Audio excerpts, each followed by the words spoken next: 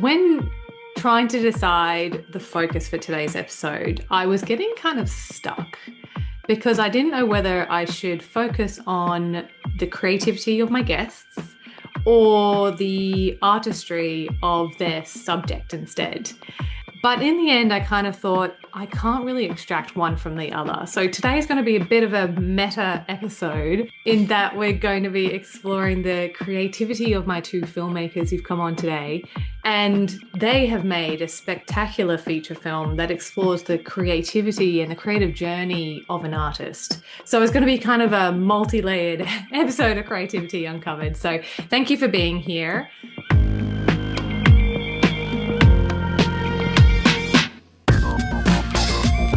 My name is Abi Gatling, and I invite you to join me on this journey where I am uncovering how everyday people find inspiration, get inventive, and open their imagination.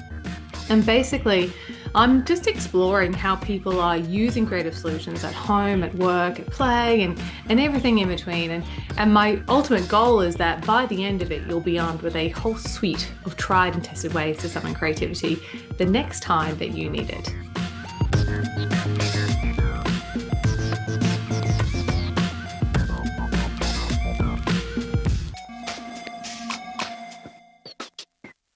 Now, before we continue, please know that the film that we will be discussing today does contain some sensitive content relating to domestic violence. And while we're definitely not going to go into that in great detail, please do look after yourself and tune out if you think this is not going to suit you. So without further ado, I'd love to welcome my filmmakers, Jason and Blue Gerber. Welcome. Thank you for having us. Hi. I'm glad to be here. Yes, I love it when we have international guests and tuning in from the other side of the world. And that's just kind of the joy of these podcasts, right? Is that they have these great connections between people on all corners of the world. So I'm very excited to speak to you today because I've just watched your feature film, Dawn Dusk, which I mentioned earlier, which has just been released. So congratulations on that. That's awesome. Yeah, thank you. It's been a long time coming. Yes. Oh gosh. And I'm so keen to get into the journey of all of that. And because there's a really beautiful piece. I want to talk about the film. I also want to talk about kind of the story of the designer who you are, highlighting in this film. But I also want to explore your creative journey with this piece because it's actually your first full-length documentary that you've crafted. So that's, there's a lot to unpack today. So I think we should start with a film. So Dawn Dusk, can you tell us a little bit about that? Yeah. Yeah, so Dawn Dusk is the story of Chellie Look, and we're really following a season of her life as a leather bag designer. And she has just launched a collection called Dawn Dusk. But she is also going through a season where she is grieving the loss of her sister, who she lost in a domestic violence incident. Actually, in a murder, she was murdered by her husband, unfortunately. And we are picking up with Chellie during this season where she's both launching this new collection while processing her grief and healing. And it goes through some twists and turns and kind of goes in a direction that you're not expecting. But it's really about how we as people, the intersection between our emotions as people and art, and how our emotions and grief and our healing pour out through our art, whether we like it to or not. Yeah, it's a wonderful film, but that sort of struggle kind of plays out through the entire thing. Obviously the first part is with her deep grief for her sister, Yeah. but also something that a lot of our audience struggle with is that kind of the idea of balancing a business that a business is all about making money and providing and profit and all that sort of thing, but also being able to maintain the integrity of your artistry during that process as well. Yeah, no, that's a really good observation. Is the film is like kind of layered in a lot of ways. And I think, and I hope that viewers can like see themselves in a lot of different uh, ways or places. And not everybody is going through such deep grief. And I think that if you are, you can see yourself in Chelle's story there. But if you're a creative and you are trying to make a living, there's also that element, which is just so prevalent in her journey that you can also see yourself in. And I think that it was very interesting as filmmakers ourselves and creatives ourselves to sort of be, like you said, it's kind of meta. We were going through our own creative process and we were watching someone go through a creative process and that person finding their like voice and who they are. That the season of Chelle's life that we capture really is like one where she is kind of, it's a transitional season in a way. When she comes out on the other side, she's kind of found who she wants to be in for the future. And I think that's really interesting. Yeah, it is. Yeah, it's very kind of transformational. And I was thinking that the whole time, because, you said last time we spoke that this was kind of the first documentary, full-length documentary that you've done. I wanted to know, like, how did that come about? Like, how did you come across Chellie, and did you know her story prior to this, or like, how did that all happen? Yeah, we like to say we kind of accidentally made a documentary for 9 years. So I think the short story of that is that we were kind of like in each other's orbit, but didn't really know each other. We kind of were loosely connected through friends of friends, and we got an invite to her open studio that she was having for the launch of her collection. And at the time, we were looking for a piece to put on our portfolio, kind of a docu-style high-end piece about a maker to put on our portfolio. Those kinds of pieces were very popular at the time. It was 2016, and we were starting to get asked for that kind of work, to bid on that kind of work, and so we needed to kind of have something like that on our portfolio. And so we went to this open studio. We walked in, and we were kind of taken back by Chelle's aesthetic, her work, and her personality as well. And we thought, oh, maybe we could make a video about Chellie. So we asked her, and she said, yeah, let's talk about it. Let's get coffee. And we didn't know anything about her story. And when we asked her, how did you get started with this process? What's the inspiration behind all of this? She told us the story of her sister, and she told us how she's giving back 10% of her time and her proceeds to a domestic violence shelter as well. And it was shocking and emotional and not what we expected, but I don't think we knew what to do with it in the moment, but we just decided to start filming. And then after it's a side project, so we kind of pop in and film a little bit here and pop in and film a little bit there. And eventually we probably had enough for a 5-minute piece, but we kind of kept coming back. And after a bit, we realized, you know what, I think it's time to sort of evaluate what the story is going to be and to listen to what our gut is saying, that there's more here and that there's a full-length feature film here, and maybe we should explore that.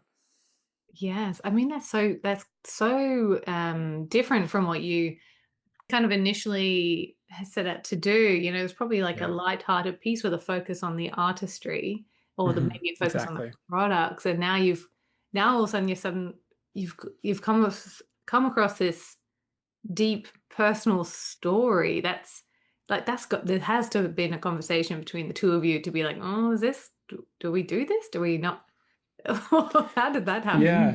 Well, I think like, you've talked about how it's like not a story that we had seen told very much. Yeah, I think we just, saw that it was a very unique story, and we saw a lot of power in it. And I think we saw that Chellie knew that there was power in sharing about her sister and sharing about just kind of the journey that she was going through and the journey that she was on. And I'm sure it was probably in some ways also healing for her to share and to open up in that way. And so because of all of those things, we kind of saw, wow, this is really unique. This is really different. It's a different kind of story than we've seen, and it's really beautiful. We saw a lot of beauty in what was happening in her life, and kind of, seeing this person coming out of this dark season of time into this place of light and, hope and, really choosing light after darkness. And so, so that's what kept us coming back. And we found, as we asked her more questions, we kept uncovering like layers of the story, and felt like we needed a longer length of time to be able to tell all those different layers of the story. And it was life-giving in its own way for us, because we're at the behest of our clients most of the time. And this was something that we were getting to make on our own time for ourselves, without a deadline, without a brief. We were able to sort of explore. And I think something we do in the movie that we could talk more about this, is that we got to also not just document, we got to like sort of try to reflect the artwork that we were seeing back into the craft of filmmaking itself. So there was also intentionality behind that, and that was really fun to get to do. Yes, I mean, because there is still that focus on that beautiful craft that she's doing, as well as the story and her moving through her grief. So, I think it's so interesting. I think it's very interesting. And I mean, there must have been something in that, in like knowing that you're going to be taking on this quite a, deep or heavy focus on the documentary, quite different from the other work that you were doing. Like, was that something that you kind of had to come to terms with, or did it just feel right? I think most of the time it felt right. I think there were definitely days. There were days when we would come home from, filming Chellie as an artist at work, and it was life-giving and rejuvenating. And there were days that we came home after we spent time with her talking about heavy subjects. And, as filmmakers and documentarians, you kind of need to be really empathetic. So you're really putting yourself in the shoes of your subject. And so you're really trying to almost feel the weight of what it's like to be that person. And so when Chellie's talking about some of her experience and some of her grief, there were definitely days when we had to come home and decompress. And obviously what we were experiencing is not even close to what she was experiencing. But I think that there were times where it was hard, and there have been conversations that we've had, between us about, because like Chellie talks about, like, she had this fear of people, like she, if this person that was in our family is capable of something, like, what am I capable of? What are you capable of? And so, not that we were sitting in that fear ourselves, but those were conversations that we had, and that's heavy things to explore, of like, what's like the humanity, both the dark and the light, and like, how do we kind of hold space for all of this? Well, like you said, trying to go back to work on a regular day the next day and make a commercial for a client.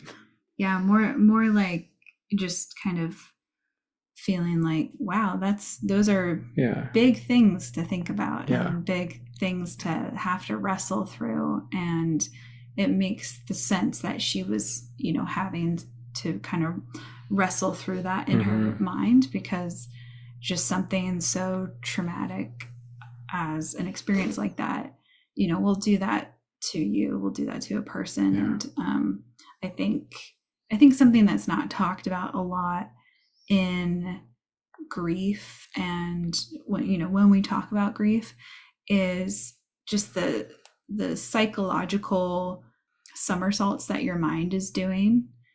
Just your brain doesn't do very well with severing attachment.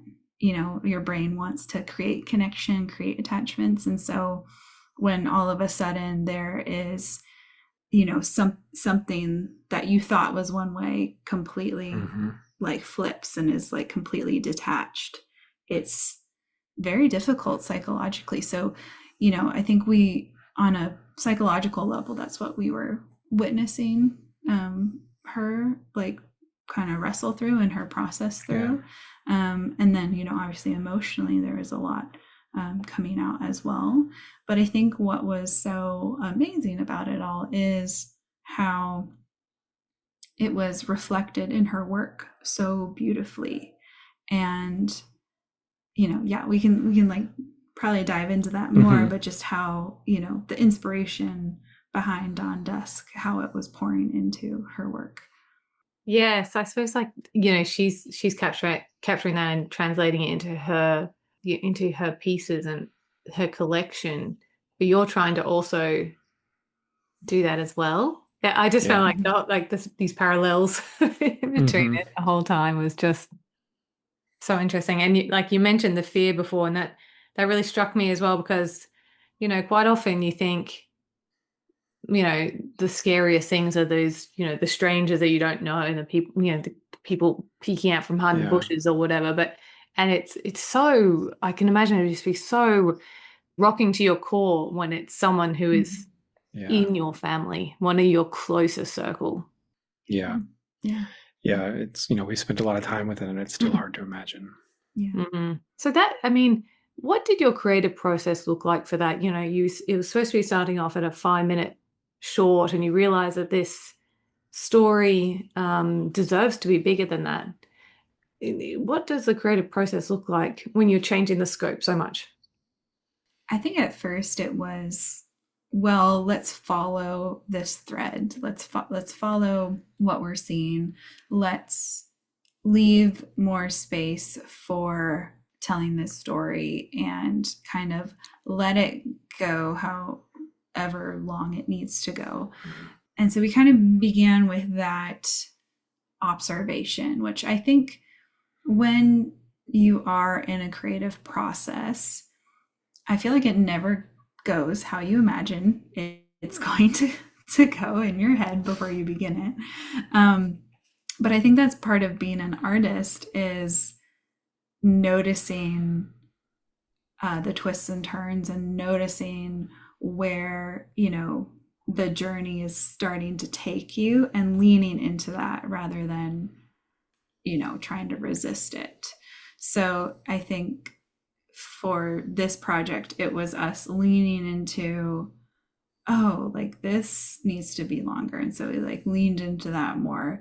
And then I think as we continued to just observe and to listen and left space for Chellie to talk, we had 3-hour-long interviews with her, so they were just these long times of her just getting to process on camera, and us just listening and making observations about what she was saying, and then allowing her to respond to those things.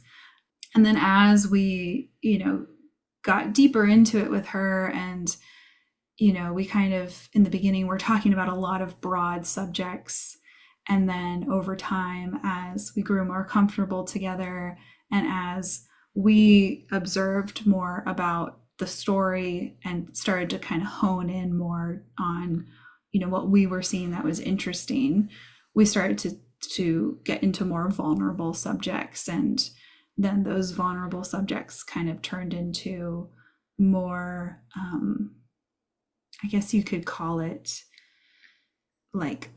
thoughtful observations, or almost therapeutic observations about her motivations and things that we were seeing that she maybe necessarily didn't have words for herself. And kind of one big example of that is that she created this collection called Dawn Dusk, and we asked her why did you call your collection Dawn Dusk? And then she talked about how she's very inspired by sunrise and sunset.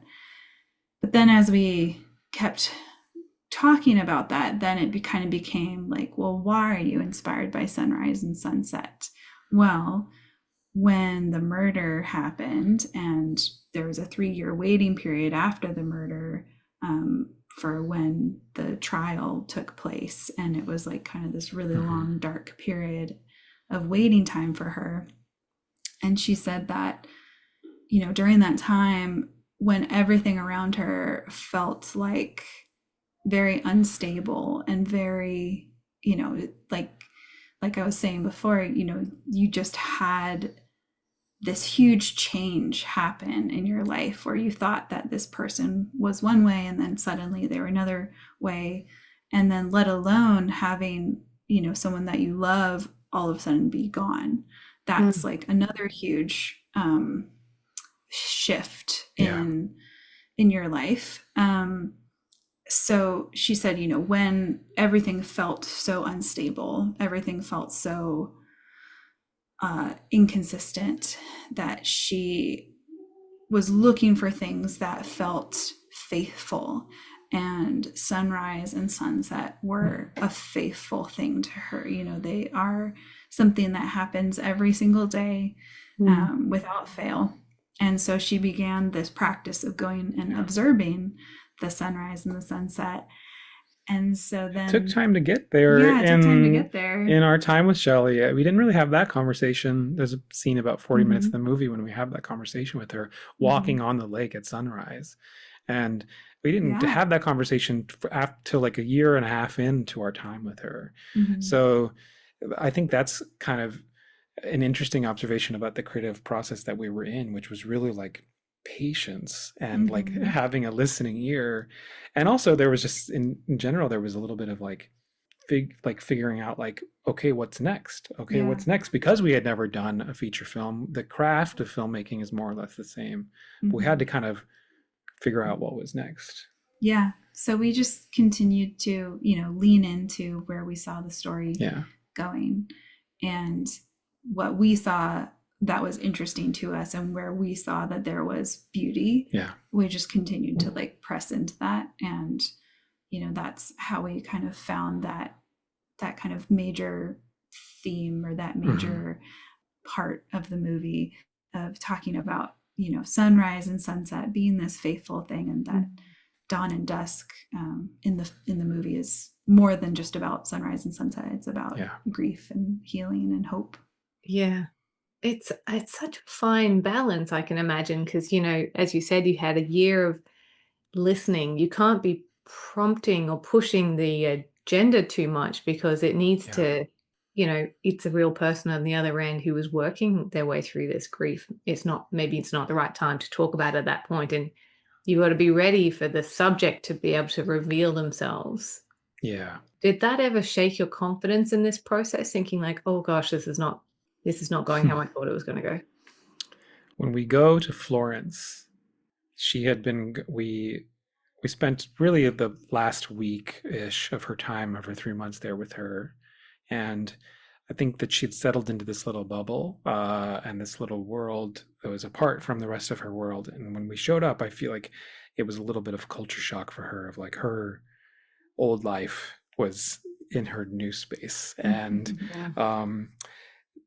there was an openness that we had come to expect after being with her for so long. And that openness wasn't there for a little while. And we kind of had to go and debrief and go like, okay, like, I think we had planned to film, and we said like, let's take the night off, like take some space. And, I think that she had to do some of her own processing, and we kind of talked to her and just said like, we're just here to observe, and just kind of try to remind her of sort of the trust that we had built. The documentary like this is kind of built on consent between the subject and the filmmaker, and we had to kind of remind her of that.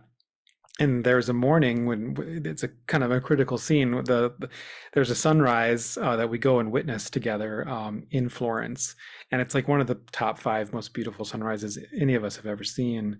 And Chellie had said that it had been cloudy every morning for like weeks, and so we weren't even sure if we were going to get a sunrise. So like from a practical filmmaking perspective, we were also like, oh no, we kind of need her to go and see a sunrise, because like we want to talk a little bit about this, and it would be best visually to talk about this while there's a sunrise happening. And also, oh no, like, is she going to be open to us? And I think that morning that we had a kind of a quiet walk up the hill, and then when the sun started to come up, it was like some life returned, and we were breathing a sigh of relief, because there was suddenly that openness had returned, and we were all experiencing something very beautiful and magical and just kind of divine. And I think that kind of broke down some barriers that maybe had been inadvertently put up due to some separation, and also some of the things that Chellie was going through herself that you actually see in the movie. It's interesting, I think, that some of our experiences as the filmmakers are things that the viewer is also experiencing when they're watching the movie, because that's just how it was. So if something felt abrupt, like her transition to decide to go to Florence, it was abrupt for us too. And so I think that those were moments of feeling like in doubt about, like, are we going to get what we need? Because at this point we're a few years in and we kind of have an idea of like what the story, not that we're forcing our will on the story, but we have an idea of like some visuals that would be helpful and some things to talk about that would be helpful.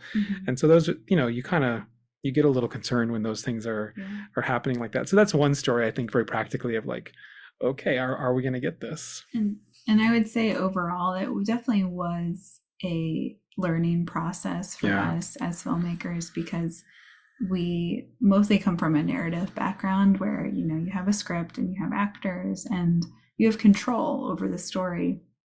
And so there were moments where I think in your head you're like, could you just say this? Or like, could you just like phrase it like this? But that's not how documentary works. You have to follow rather than force. So so we learned a lot.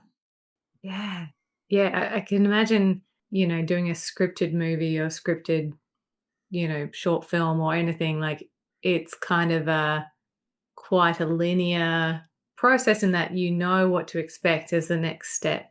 There's this one that kind of goes out the window. Truly, you have a script, so even in the edit you can just you have to fine tune your edit, but you have a building block to be like, the scene goes here and the scene goes here.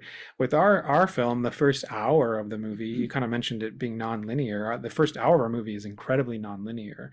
It's told in a thematic way rather than a chronological way, and so we had sort of unlimited options in the edit to sort of place whatever felt like the most impactful thematic concept in wherever we wanted. So there's almost choice paralysis there, like, where do we start? And that's, you don't have the script to sort of give you a guide. You have a totally blank slate, and that we have to give credit to our editor Meredith, who did a fantastic job. Meredith Mantic, she helped us craft this story in the edit for a couple years. And we tried the chronological edit, and we ended up with the non-linear sort of thematic element, and it works because it reflects the grief journey that we're seeing on screen too, because grief is not a linear thing. So I think that we are always trying to reflect what Chellie's story and what she was experiencing back in the filmmaking, and that's one of the ways that we're doing it. It's just that first hour is very much told in the way kind of that we might experience grief, which is sort of topsy-turvy and not a straight line. Yes.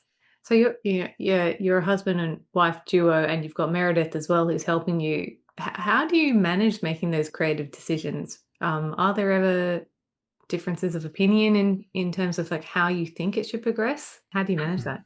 Yeah, I think there are times, and there were times where we maybe see things differently. And there were some things in the edit where Meredith saw things differently than we did. And we had conversations about that. But I think it's... I remember when she was like, when we decided, she really wanted to get rid of like one line of dialogue, and we hadn't felt comfortable getting rid of it. And when we finally said, yeah, you're right, she was like, yeah. Yeah, that's right. Small wins. Yeah, exactly. But, filmmaking is so collaborative. So there is this kind of like acquiescing to each other, but you also it's not like compromise, but it's collaboration. You are together finding a solution that you're all comfortable with, and everyone has something that they bring to the table. And so like everyone gets to offer something, and everyone's valuable in that collaboration. So there definitely were times where we had different ideas, and sometimes it was like no, we should do it like this. And it's like, oh yeah, you're right. We definitely should. Yeah. Or Giving yeah. people space to drive. So Mhm. sometimes it was like, oh, let me drive, try this way. And Yeah. then, oh, that doesn't work. And someone else was like, oh, let me drive. That helps me. Let me try Hmm. this. And so that's like very much was a lot of exploring together. And Yeah. like sometimes we just all had three ideas and we had to try all three ways. And then we had to choose who we thought was the best. So that, there's lots of different Or ways. sometimes it was like, oh, do it this way. And then it's like, no, you know, Yeah. and then you talk about it and you Yeah. talk about why, and then you eventually work it out, like that story that Jason said about how he ended up giving up that one line of dialogue that Meredith was really pushing for. And so, I think sometimes it's like you're all seeing things in your head a specific way, and